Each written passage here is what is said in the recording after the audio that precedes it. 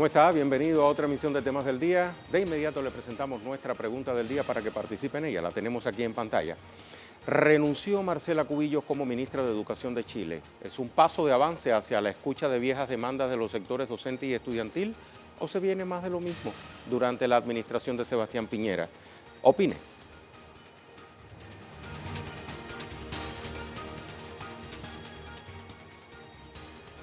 Y mientras nos da su criterio, le cuento que en nuestro primer tema del día vamos a hablar de los dos primeros casos de coronavirus en México, el cuarto país de América que reporta este virus. Haremos un balance al cierre de esta semana.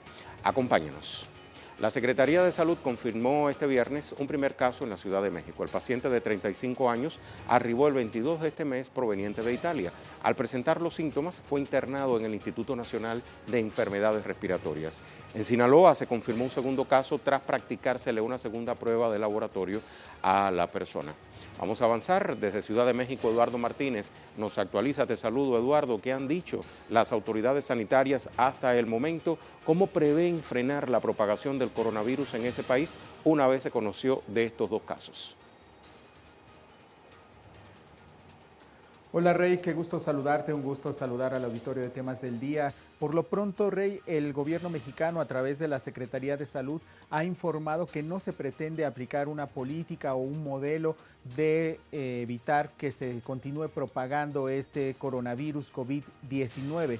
Ahora lo que ha dicho la Secretaría de Salud es que se pondrá en marcha un plan para la mitigación de este virus. Es decir, la ciudadanía tendrá que cooperar con mantener la higiene, tener que tomar medidas como cambiar sus hábitos al momento de saludar o de tener comunicación con las personas de manera directa, también limpiar superficies y todos los aparatos y cuestiones de uso cotidiano en la casa, en la oficina, en los centros escolares. Y sin duda alguna el gobierno de México ha señalado que se encuentra listo para poder enfrentar una crisis eventual por la presencia del coronavirus COVID-19 aquí en territorio mexicano.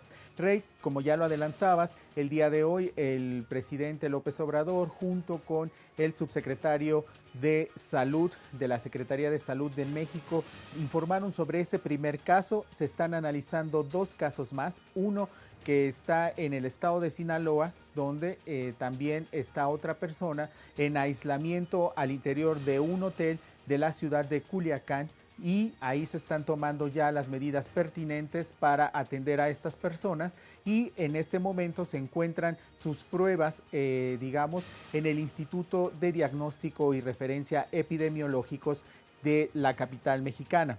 Cabe destacar que estos resultados se darán ya en las próximas horas, pero hasta el momento solamente son las pruebas rápidas las que han dado reactivo en tanto a estas dos personas. Sin embargo, bueno, ya se ha comenzado a difundir la información para poder tener las precauciones básicas alrededor de una situación como esta, Rey. Sobre todo, no podemos dejar de lado lo que ocurrió en 2009, cuando en México se registró el brote de lo que se conoció como la influenza porcina o el AH1N1.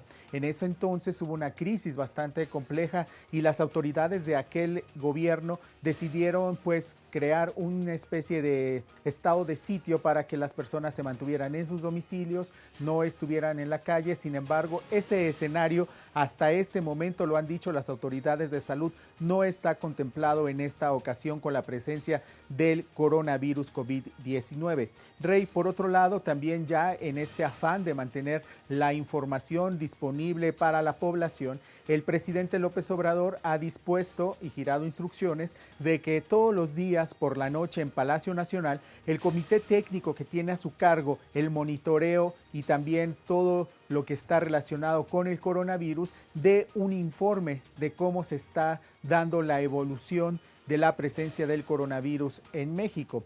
Cabe destacar que la alerta comenzó a ser más grande después de que se conociera que el primer caso ingresó a América Latina por Brasil, y luego la situación que se provocó en el caso de un crucero que venía del Caribe porque dos países le negaron el ingreso a sus costas. En el caso mexicano se le permitió poder estar en las costas de Cozumel. Ya ha quedado descartada la posibilidad de que alguno de los pasajeros de este crucero tenga coronavirus y solamente se registró un caso de influenza estacional. Cabe destacar que también las autoridades de salud informaron que afortunadamente ahora mismo en México ya el clima está cambiando, se está saliendo de la temporada invernal y eso también va a contribuir a que haya menos casos de coronavirus. Sin embargo, no descartan estar en alerta y mantener las medidas de mitigación que estarán disponibles ya en cuanto digamos, lo decidan las autoridades de salud, registrando la evolución del coronavirus por el territorio mexicano. Rey, hasta este momento no se ha decretado una emergencia en México por esta situación. Se ha pedido a la población que no haga rumores, que no caiga en situaciones de pánico, que tampoco se distribuyan las llamadas fake news o noticias falsas, porque sin duda alguna eso puede complejizar un poco más la situación que pudiera enfrentarse en algún momento dado. Excelente, Eduardo. Muchísimas gracias por este resumen informativo. Hasta la próxima. Eduardo Martínez, desde nuestra corresponsalía en la Ciudad de México. Ahora vamos a revisar la trascendencia del coronavirus en el continente. De momento, Estados Unidos ha reportado 60 casos de infección del nuevo COVID-19. En Canadá se han registrado 14, los 2 recientes en México, que ya le hablábamos, y por último Brasil, único país suramericano en reportar un caso de coronavirus.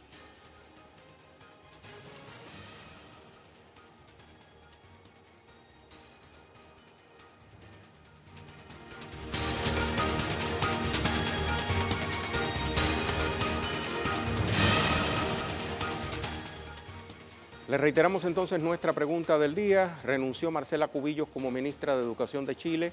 ¿Es un paso de avance hacia la escucha de viejas demandas de los sectores docente y estudiantil o se viene más de lo mismo durante la administración de Sebastián Piñera? Opine.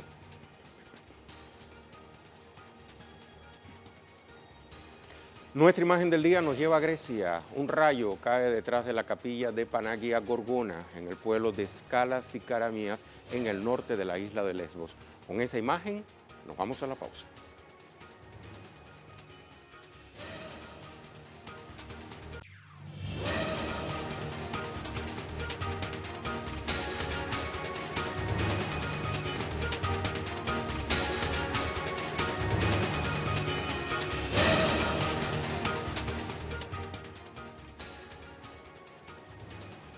Tiene que ver con nuestra pregunta del día. Marcela Cubillos renunció este viernes como ministra de Educación de Chile. Lo hace a solo días del inicio del año escolar en ese país. ¿Qué reacciones ha despertado la renuncia? ¿Quién es el designado para la cartera por el presidente Sebastián Piñera? Le vamos a ampliar en nuestro segundo tema del día. Acompáñanos. Tras aceptar la dimisión de Marcela Cubillos, el presidente Piñera designó en el puesto a Raúl Figueroa, quien se desempeñaba como subsecretario de esta cartera. Cubillos asumió el cargo en 2018. Su gestión fue criticada por el Colegio de Profesores de Chile, órgano que agrupa 80.000 educadores. Los docentes señalaron la falta de proyectos, la inexistencia de diálogo con los trabajadores del sector y la incapacidad para reaccionar ante los problemas como principales deficiencias de la ahora ex ministra. Cubillos deja un triste recuerdo en su paso por el Ministerio de Educación. Una ministra autoritaria, prepotente, una ministra sin ninguna capacidad de diálogo, una ministra que en todos los meses que estuvo en el cargo no impulsó un solo proyecto para mejorar la educación chilena, solo impulsó proyectos represivos, que tenía una ausencia total en cada uno de los temas. Por lo tanto, nosotros creemos que es una buena noticia que no siga Marcela Cubillos en el Ministerio de Educación. Desde Santiago de Chile, Paola Dragnit nos cuenta mucho más. ¿Cómo estás, Paola? ¿Qué otras reacciones se escuchan tras la renuncia de la ministra Cubillos? ¿Cómo ve la ciudadanía esta noticia? Un saludo para ti, para toda la audiencia de Telesur. Pues hay coincidencia en todas las dirigencias sociales, también estudiantil, respecto de lo que escuchábamos, decía Mario Aguilar, el presidente del Colegio de Profesores. Este lunes es el denominado Superlunes. 2 de marzo comienza el año laboral y el año escolar. Miles de estudiantes van a retomar sus clases universitarias, secundarias, escolares, y una de las peticiones era que no estuviera Marcela Cubillos. Se dice que esta renuncia que se dio sucedió hoy día sorpresivamente tendría que ver como con las intenciones políticas de calmar un poco lo que se espera para este superlunes. Sin embargo, lo cierto es que quien le sucede en el cargo, Raúl Figueroa, su subsecretario, tiene aún más experiencia que Marcela Cubillos en el tema de las empresas de educación. Es un hombre, de hecho, que su carrera y su educación universitaria ha estado orientada hacia la administración de empresas y no hacia el desarrollo de la educación pública. Así es que, por un lado, sale Marcela Cubillos, pero queda su brazo derecho, el subsecretario, pero además quien es experto en las empresas de educación, como te decía. Por tanto, la verdad es que esta sorpresa de que se vaya Marcela Cubillos no genera tampoco una gran alegría ni expectativas de que pudiera cambiar el modelo. Ahora, ¿cómo será recordada Marcela Cubillos? Han sido muy lapidarios todos los distintos grupos sociales y dirigentes sociales, incluyendo a los estudiantes universitarios y escolares secundarios, en decir que ha sido ella la ministra de Educación que más ha generado polarización respecto de las demandas de los estudiantes, porque hay que recordar estas medidas represivas que hablaba Aguilar tienen que ver, por ejemplo, con la ley Aula Segura, puras medidas en materia de educación que tendían a reprimir aún más el movimiento estudiantil y no abrir los diálogos. Pero en otro tema, Rey, te tengo que comentar que también se conoció hace un par de horas una transmisión en streaming que hizo el presidente Sebastián Piñera, cosa que no es habitual en él, donde se le ve conversando y diciendo una frase que ha generado una polémica aún mayor que la renuncia de Marcela Cubillos y que tiene que ver con que el presidente Sebastián Piñera dice que hoy, que es la última noche del Festival de Viña del Mar, hay quienes van a querer incendiar la Quinta Vergara. La Quinta Vergara es este recinto histórico donde se realiza el Festival de Viña del Mar. Esto ha generado reacciones políticas en todos los ámbitos, porque dicen que si hoy día llegara a pasar algo en la Quinta Vergara de este tenor, el presidente de la República, si tiene información, tendría que al menos hablar responsablemente y suspender esta noche de clausura que se espera para hoy también con muchísimas manifestaciones. Ya la Quinta Región y todo el sector aledaño a la Quinta Vergara está tomado por Carabineros para evitar la convocatoria que se ha hecho masiva en la Quinta Región y aquí también en Santiago, en Plaza Dignidad, en algunos momentos más. Rey. Muchas gracias por esta precisión que nos acabas de hacer, Paola. Eso nos invita, quiero decir, a estar muy alerta durante el fin de semana a los acontecimientos que se puedan suscitar en ese país suramericano. Hasta la próxima. Vamos entonces a avanzar. Le invito ahora a revisar algunos aspectos que han marcado la labor de Marcela Cubillos como ministra de Educación.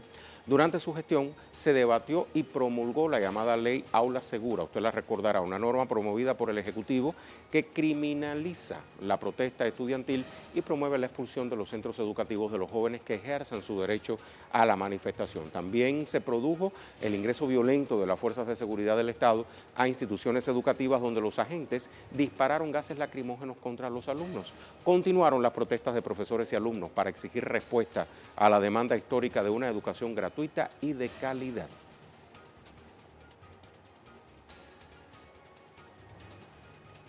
Y pese a las críticas del sector docente a la labor de Cubillos como ministra de Educación, el presidente Piñera respaldó su gestión. El mandatario señaló, abro comillas, quiero apreciar la gran labor que realizó Marcela Cubillos como ministra de Medio Ambiente en algún momento y de Educación. Expresó también Piñera, estoy absolutamente convencido de que entregó lo mejor de sí misma a una causa tan grande y tan noble como darle una buena educación a los niños y jóvenes.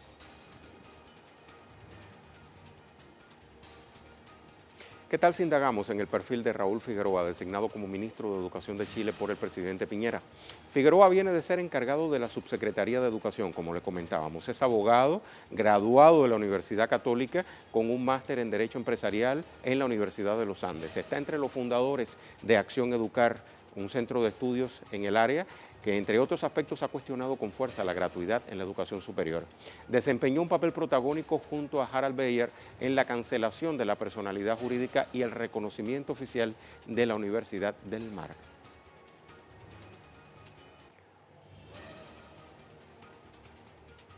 Ahora, tal como decía Paola, esta renuncia de Marcela Cubillos se da en medio de una jornada de protesta estudiantil en Antofagasta. Las movilizaciones lideradas por estudiantes secundarios tienen entre sus objetivos exigir calidad de vida para las próximas generaciones. También denuncian el uso excesivo de la fuerza y las detenciones ilegítimas por parte de Carabineros. La protesta pacífica ha recibido el respaldo de diversos movimientos sociales y de la comunidad en general.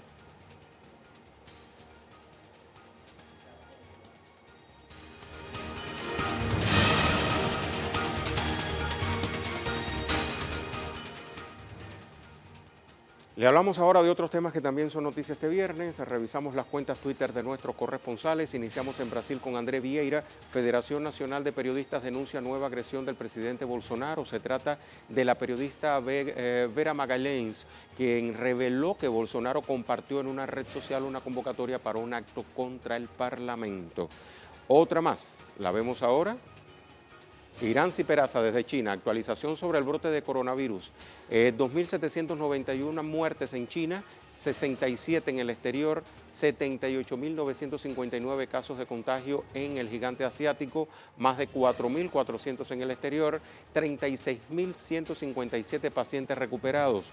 Italia, Irán y Corea del Sur mantienen la alerta por aumento de casos. Otro tuit de la propia Iranzi, China dispuesta a brindar asistencia a Corea del Sur e Irán en la lucha contra el nuevo coronavirus, asegura la Cancillería de Beijing. Hace minutos hacíamos el balance en América, cómo se estaba comportando este asunto, pues Irán lo hace en otras naciones del mundo. Siria, ahí tenemos, Hisham Wanus, Turquía afirmó atacar 200 blancos y neutralizar a 300 soldados sirios y aseguró continuar los ataques en represalia a la muerte de 33 soldados turcos en un ataque aéreo sirio contra los extremistas de Idlib. Moscú y Damasco responsabilizan a Ankara del incidente. Vamos a escuchar este reporte en Twitter de Hisham. Hola amigos, Turquía afirmó haber atacado a 200 blancos del ejército árabe sirio y haber neutralizado a 300 soldados sirios en represalia a un ataque aéreo del ejército árabe sirio que causó la muerte de 33 soldados turcos y la herida de otros 32 en la noroccidental provincia siria de Idlib. Tanto Damasco como Moscú ratificaron que el ataque se produjo en respuesta a ataques terroristas contra las posiciones del ejército árabe sirio en la ciudad de Sarakeb, en el campo sureste de Idlib, y también afirmaron que la muerte de los soldados turcos se produjo porque Turquía, en primer lugar, no respetó el acuerdo de Sochi de septiembre de 2018 firmado con Rusia, y en segundo lugar porque no había informado a la parte rusa del despliegue de sus soldados en zonas bajo control de los terroristas. Damasco afirmó continuar la operación militar y hacer frente a los ataques turcos y también a los ataques de los grupos armados terroristas hasta la liberación total de Idlib y de todo el suelo sirio. Esta es toda la información que tenemos por ahora. Volveremos con más.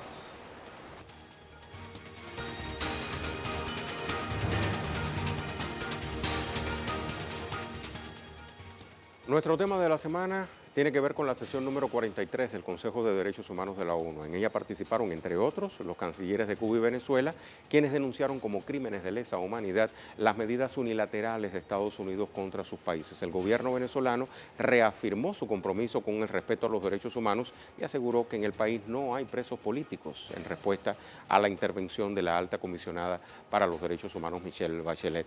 Leonel Retamal, nuestro corresponsal en Caracas, nos tiene precisiones. Hola, Leo. Esta semana, en el contexto de la sesión de la ONU, también en Venezuela hubo movilizaciones en respaldo al gobierno bolivariano. Amplíanos, por favor.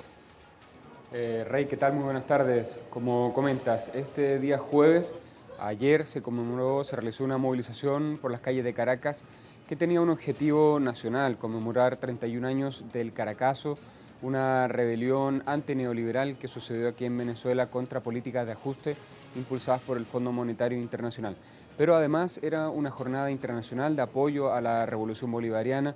Hubo expresiones de distintas concentraciones de organizaciones en todo el mundo, en Perú, fuera de los límites de América Latina también. Llegaron imágenes de aquellas manifestaciones. Este contexto se da también, esta movilización se da para sentar un nuevo precedente del rechazo del pueblo venezolano, del rechazo de las fuerzas chavistas y revolucionarias ante las constantes presiones de Estados Unidos en materia económica, en materia diplomática, a través de estas medidas coercitivas unilaterales. ¿Por qué se relacionan con lo que ocurre en Ginebra? Porque el canciller, su principal objetivo en este foro internacional de derechos humanos, en el Consejo de Derechos Humanos, ha sido posicionar esta demanda, esta denuncia de que Estados Unidos está ejerciendo violación a los derechos humanos del pueblo venezolano con la aplicación de estas medidas. Esto tiene efectos en la salud, en la educación, en los alimentos del pueblo venezolano, en el comercio internacional, y califica, como lo plantea el gobierno venezolano, como un crimen de lesa humanidad. Es por eso que a principios de febrero entablaron esta demanda en la Corte Penal Internacional buscando responsabilidades penales incluso de parte de Estados Unidos por la aplicación de estas medidas, y la agenda que llevó a cabo el canciller Arreaza va en esa dirección. Estuvo relacionado con el canciller Sergei Lavrov, con el canciller de Portugal, con la Organización Internacional de Migraciones, por supuesto con todo el sistema multilateral de Naciones Unidas para profundizar las políticas que vayan a subsanar, a contener los efectos de estas medidas coercitivas en el pueblo venezolano, y por lo tanto el apoyo que se pueda conseguir de todas estas agencias de Naciones Unidas a través de mecanismos de cooperación con Venezuela fueron otro de los objetivos planteados en esta ruta de trabajo en Ginebra. Así que, por su parte, el pueblo venezolano se movilizó masivamente, alegremente, como lo hace constantemente en sus despliegues callejeros, estableciendo esta crítica y la exigencia del cese de estas medidas coercitivas aquí en Venezuela. Rey. Excelente, Leo, muchísimas gracias. Hasta la próxima. Pero le decía, no solamente Venezuela compareció ante la Organización de Naciones Unidas, también lo hizo el representante de Cuba. Denunció que el bloqueo de Estados Unidos es una violación a los derechos humanos. Según cifras oficiales, los daños acumulados por el bloqueo impuesto por Washington contra La Habana ascienden a 922.630 millones de dólares. El canciller cubano, Bruno Rodríguez, dijo que las medidas aplicadas por la Casa Blanca buscan entorpecer la entrada de combustibles a la isla con consecuencias negativas para el transporte, la salud y el desarrollo económico. Rodríguez Parrilla también destacó que la cruzada anticubana orquestada por Estados Unidos ha provocado que 67.000 millones de personas no puedan recibir atención médica al entorpecer el trabajo de sus brigadas médicas en Brasil, Ecuador y Bolivia.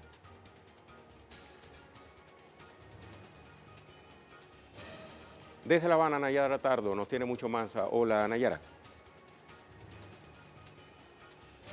Sí, mira, efectivamente desde inicios de semana tiene lugar en Ginebra la 43 sesión del Consejo de Derechos Humanos de la Organización de Naciones Unidas, y durante el segmento de alto nivel de este consejo, uno de los momentos más importantes del encuentro, el canciller cubano Bruno Rodríguez Parrilla, quien además se encuentra al frente de la delegación de la isla que participa, pronunció un discurso en el que denunció el recrudecimiento del bloqueo económico, comercial y financiero impuesto por los Estados Unidos contra la isla. También destacó en su intervención que esa política unilateral estadounidense constituye un acto de genocidio, según la Convención de 1948, para prevenir y sancionar ese delito que además constituye una violación de los derechos humanos del pueblo cubano, y así lo refería el canciller de la isla. Y uno de los ejemplos que expuso ante el Consejo de Derechos Humanos de la ONU fue la agresividad de los Estados Unidos con el uso de medidas no convencionales para impedir el abastecimiento de combustible en Cuba, afectando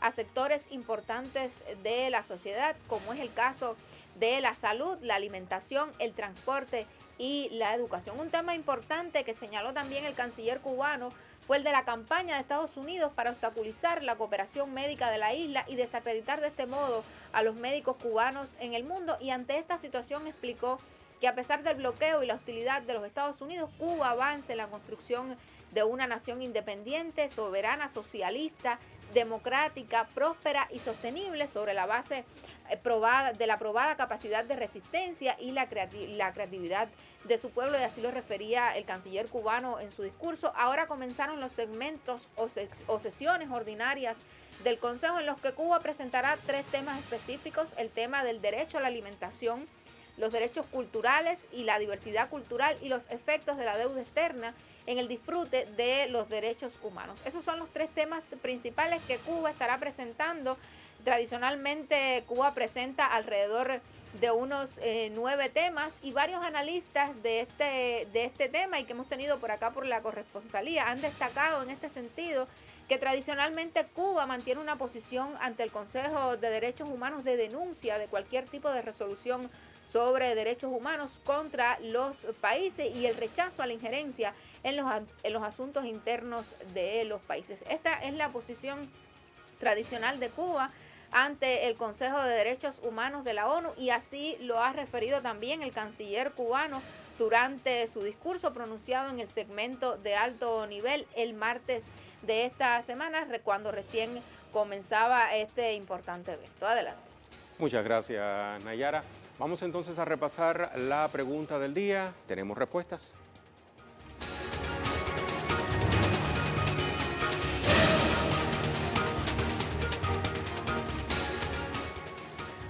Esta es la pregunta. ¿Renunció Marcela Cubillos como ministra de Educación de Chile? ¿Es un paso de avance hacia la escucha de viejas demandas de los sectores docente y estudiantil o se viene más de lo mismo durante la administración de Piñera?